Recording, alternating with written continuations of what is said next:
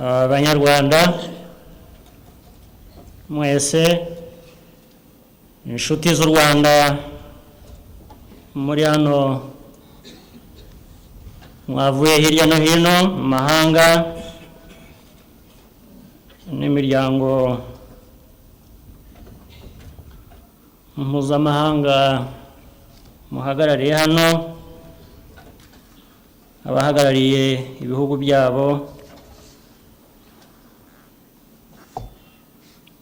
nagira ngo banze mbasabe mu nyemerere ndavuga mu ndimi ebyiri. Ndashaka ngo nisemurire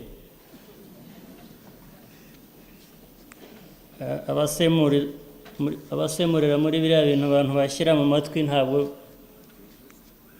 menya ibyo bavuga. Ndashaka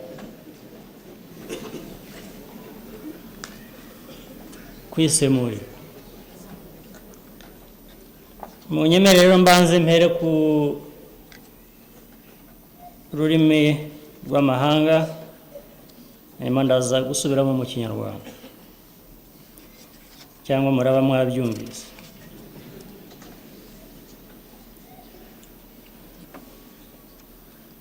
I would like to begin by welcoming the guests who have come to commemorate with us the 18th anniversary of the genocide that happened in our country, and thank those who have sent messages all in solidarity with us as we remember our loved ones who perished in the genocide. We will always remember them so that even those who did not experience it may learn the history of the genocide and its causes and draw lessons that will make it impossible to repeat it. That's the value of history. But as we remember those we lost, some of those who killed them are still moving freely in some capitals of the so-called free world. There is little effort to apprehend them, and when this happens, it is a token meant to blind us and give us the impression that they are doing justice.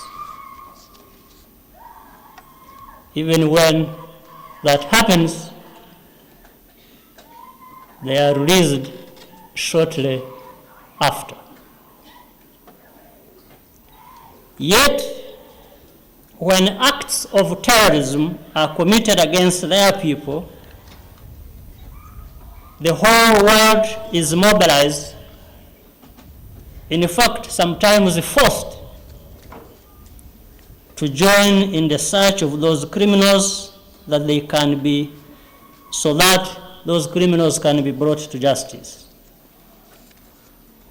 It would appear that Rwandan lives, or similarly lives of Africans, are less valued than the lives of their citizens. Worse still, those who committed genocide in this country and those who wish to deny us peace and security are said to be exercising their political freedoms.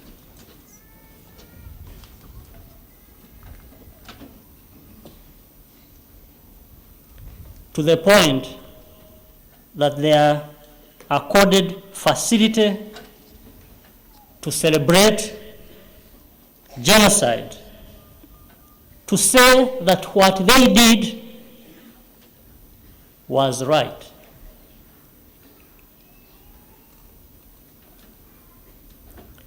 We understand better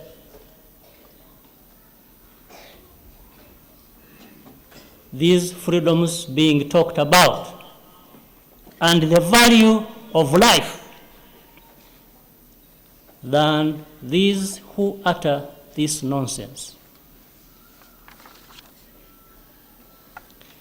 Those who back them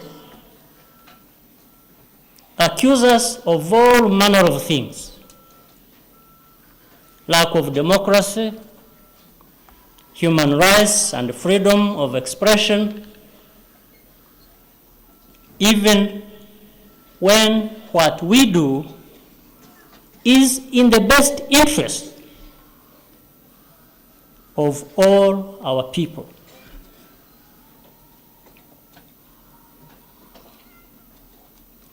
What else can it be if not utter hypocrisy, injustice,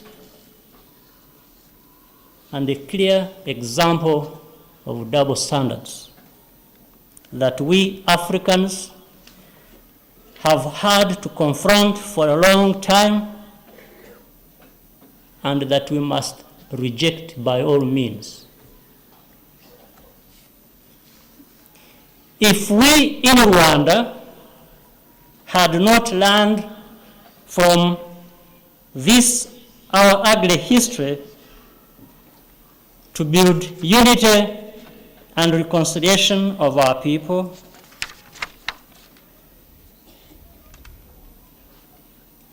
we would still be having our own affairs managed by other people.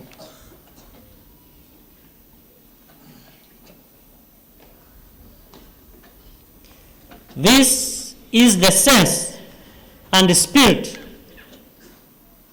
with which we have confronted the post-genocide period.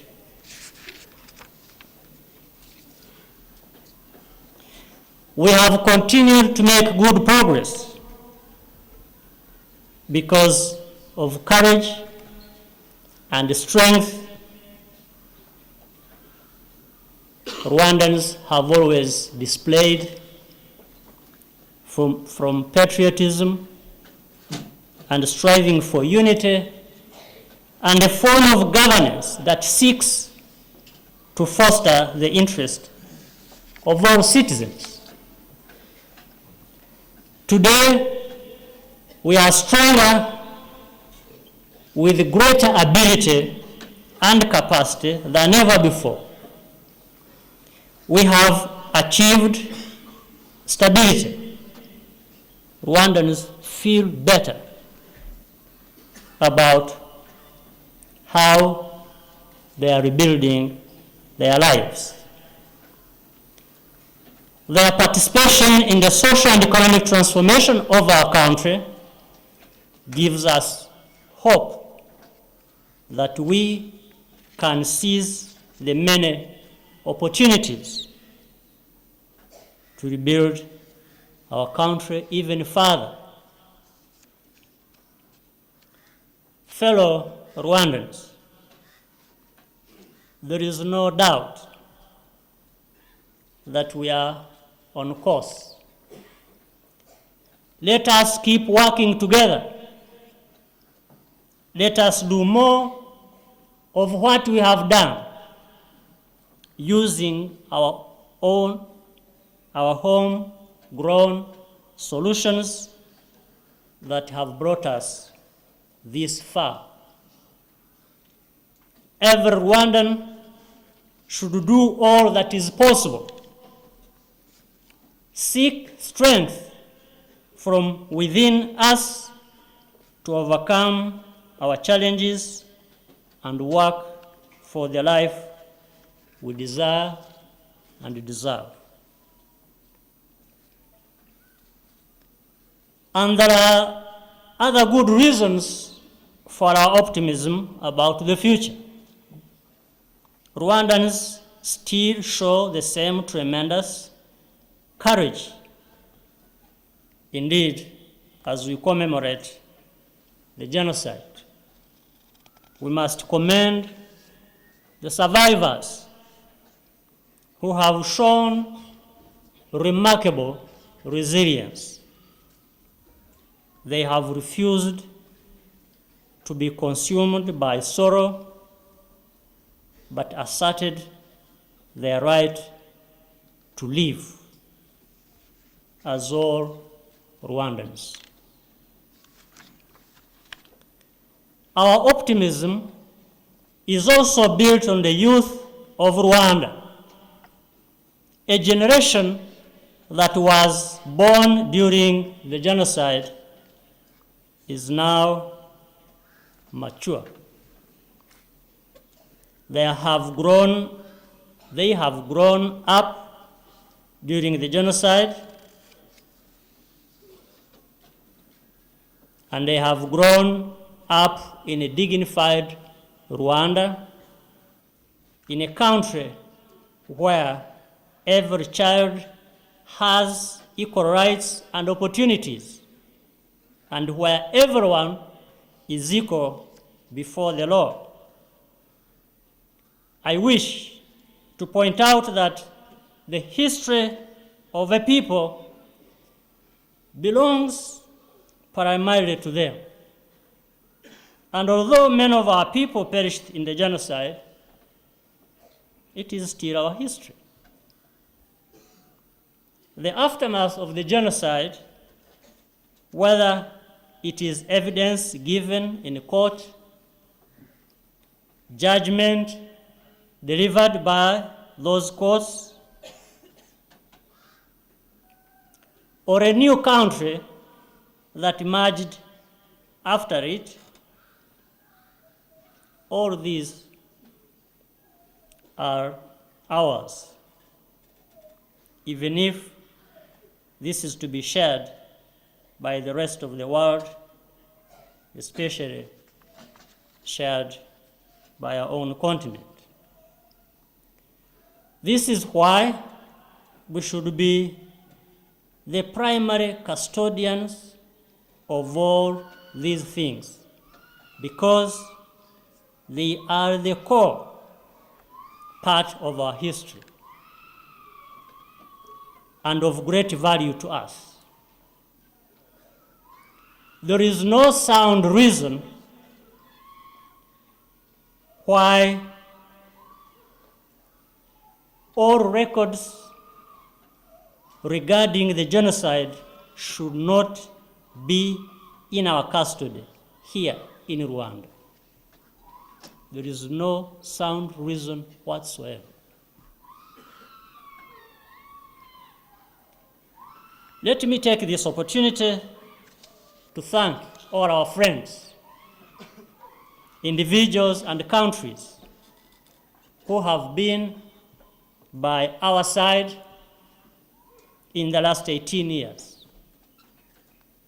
They did not only support in our development programs, but also helped make the genocide in our country understood in other parts of the world, and supported the fight against genocide deniers. I thank Rwandans for your role in the Gacaca courts that are concluding their work this year. We all know the value and role of Gacaca. What these courts achieved went beyond anybody's expectation. they administered justice and united Rwandans at the same time. These courts were evidence of our ability to find solutions to challenges that seemed insurmountable. In conclusion, I wish to assure all Rwandans that the government will do all in the power of all its institutions to see that we consolidate what we have achieved in the last 18 years. It is on this basis that I say without any doubt that those who still harbor negative or genocidal ideologies will not be allowed to take us back into our tragic history.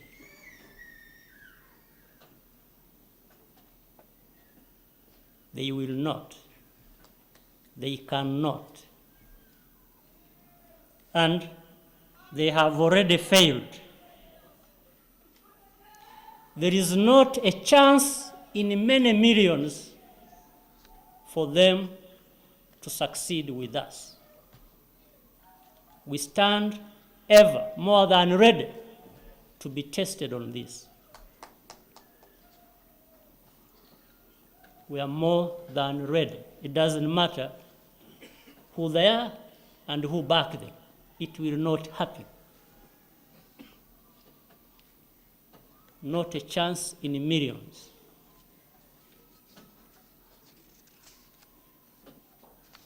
Therefore, Rwandans, I wish you all strength and peace in these difficult moments. And I thank you. So let me go back to my Kinyarwanda.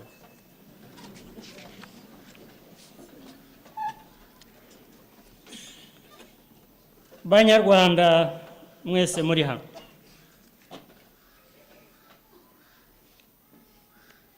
Nabanza kubasuhuza kandi nshimira n'abashyitsi baje hano kwifatanya natwe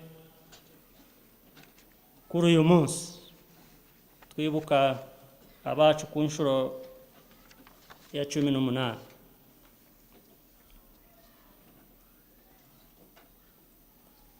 Tuzahora tubibuka kandi kugira ngo n'abatarabaye muri icyo gihe bamenye amateka mabi ya genocide iki gihugu cyacu cyanyuzemo ndetse n'icyateye ayo mateka mabi ya genocide. Bityo nabo bazahore bazirikana ayo mateka n'igihe tuzaba tutagihari, bayavanemo amasomo kugira ngo ibyabaye bitazongera kubaho ikindi. Ariko nk'uko mubizi muri iki gihe twibuka abo twabuze,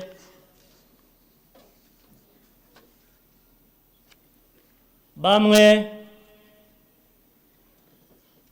mu bahekuye u Rwanda barakidegembya hirya no hino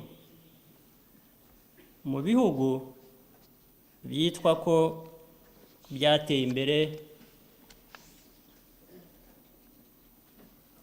byaganje mu bijyanye n'ikiremwamuntu, mu bijyanye n'ubwigenge, mu bijyanye n'ibijyana n'agaciro k'ubuzima ako ari ko kose. Ndetse rimwe na rimwe ntihagaragare ubushake bwo kugeza abo baduhekuriye igihugu imbere y'ubutabera, niyo ndetse bashyizwe muri yombi bikaba ari ibya nyirarureshwa, kugira ngo twibwire ko hari icyo babikoraho. Ndetse ntibitinda bakaba barekuwe. Nyamara nk'uko tubizi, ibyo bihugu bihuye n'ibibazo by'iterabwoba byo guhungabanya umutekano wa ba nyiri ibyo bihugu, biyambaza isi yose bakayikangurira kubihagurukira ngo bikemurwe, ndetse rimwe bagakoresha n'ingufu kugira ngo abantu bose babyitabire, kugira ngo abo bagizi ba nabi babikurikiranweho, bashyirwe imbere y'ubutabera, babibazwe. Ntabwo byakumvikana impamvu ku Banyarwanda cyangwa no mu bandi dufitanye isano nk'Abanyafurika ibyo bitagenda bityo. Bivuze rero ko wenda ari uko agaciro k'Abanyarwanda cyangwa ko Abanyafurika ari gato kurusha agaciro ubundi buzima bw'abandi bihabwa.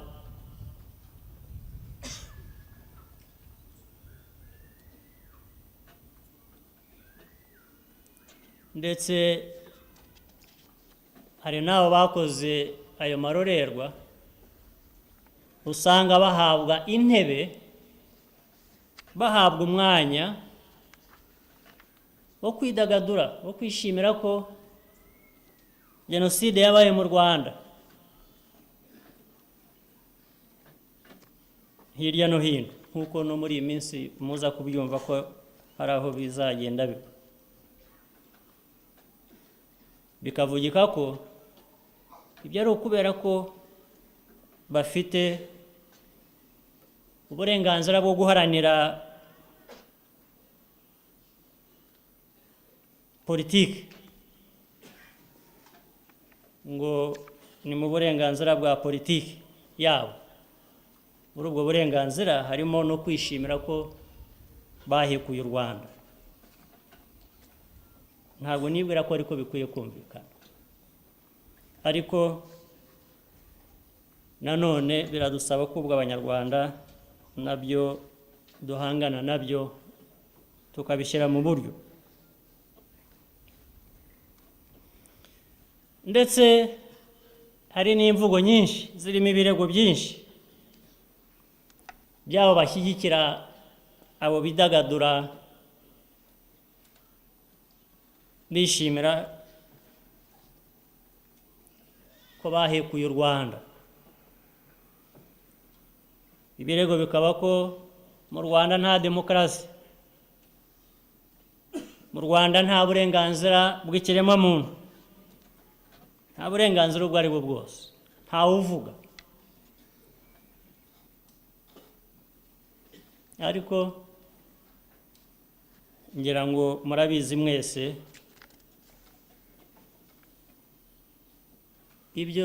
ibikorwa hano mu Rwanda byose bikorwa mu nyungu z'Abanyarwanda kandi bikorwa n'Abanyarwanda.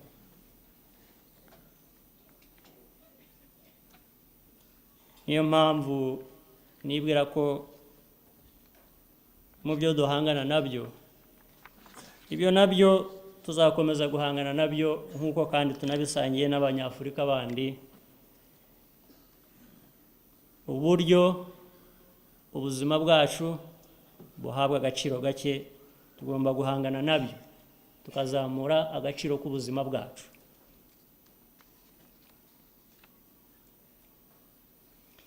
Ariko hari amasomo menshi twavanye mu mateka yacu. Ni natwe kandi nk'uko ayo masomo atubwira tugomba guhangana n'ibibazo byacu tukishakira ibisubizo.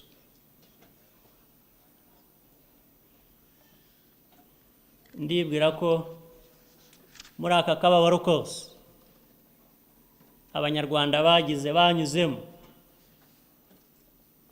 harimo n'imbaraga nyinshi Abanyarwanda twavanyemo mu kwishakamo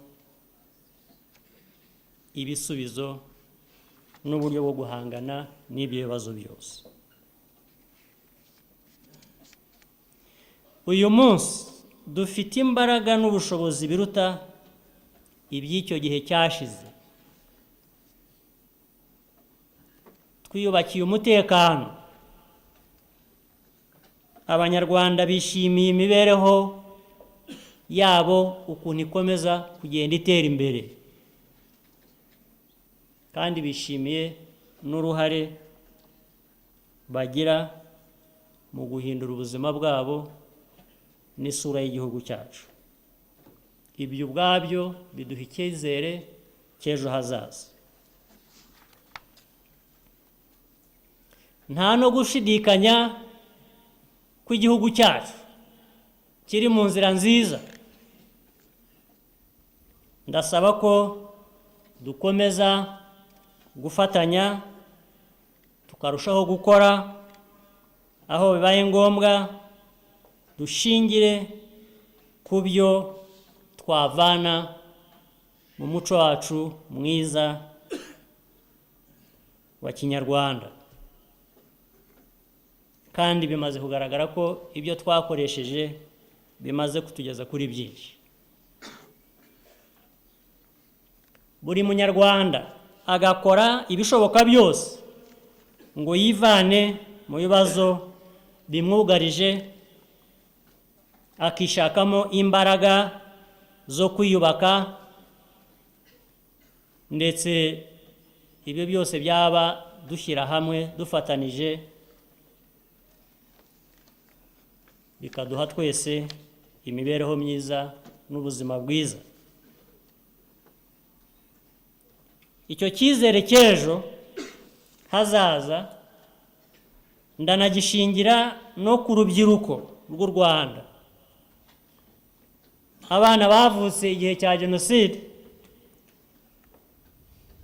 ubu bagejeje ku myaka amategeko abemerera gufata ibyemezo.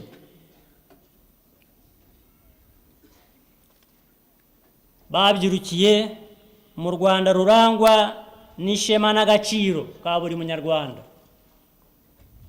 rurangwa n'ubumwe bw'abatuye u Rwanda. Bakuriye mu gihugu aho buri mwana w'Umunyarwanda agira uburenganzira busesuye n'amahirwe angana muri byose, kandi agakura azi ko twese tungana imbere y'amategeko kandi dufite amahirwe angana.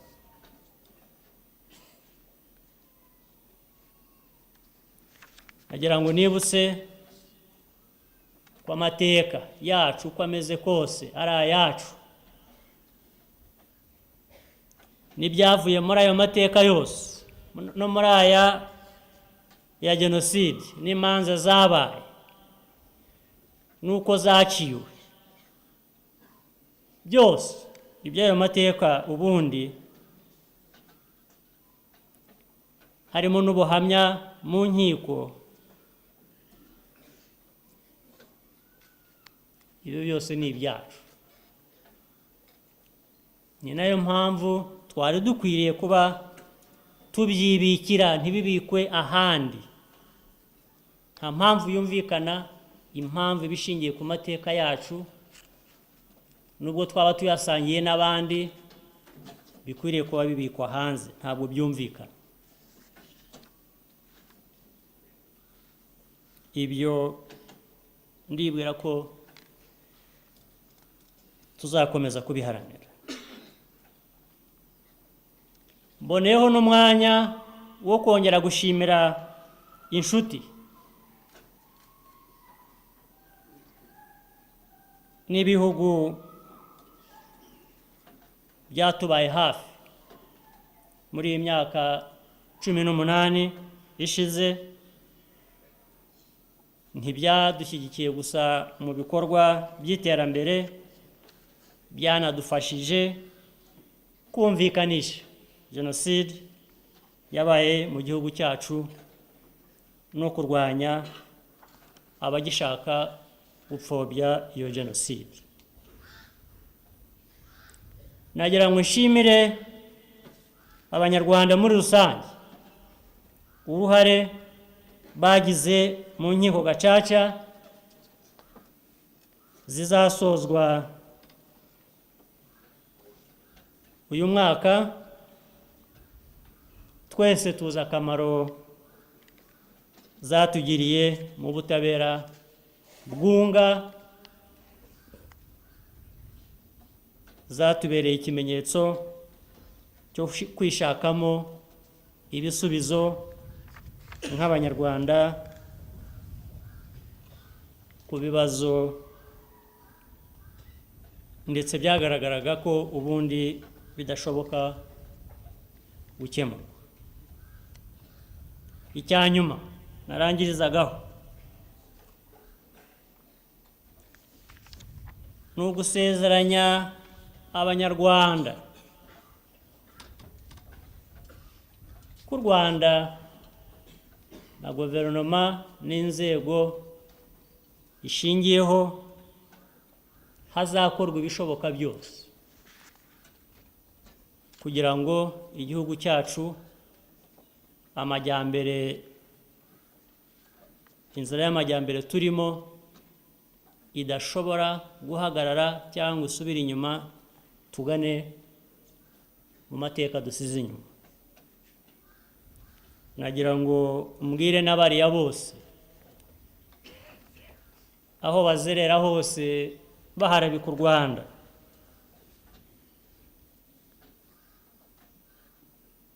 bakoresha n'abitwa ko ari inshuti zabo aho baba bari hose, ndabasezeranya ko basezeranya Abanyarwanda ko nta ngaruka n'imwe bizagira